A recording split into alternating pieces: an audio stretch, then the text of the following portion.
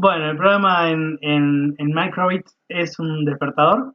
La idea es que con el botón B empieza a funcionar. Imaginemos que el sensor de luz está en cero, o sea, es de noche, por eso la carita de que está durmiendo. Pero a partir de que el sensor empieza a recibir luz, le pusimos un 127, a partir de ese numerito empieza a sonar. Y cuando queremos apagarlo, apretamos A y se apaga. Listo, ahí está el programa.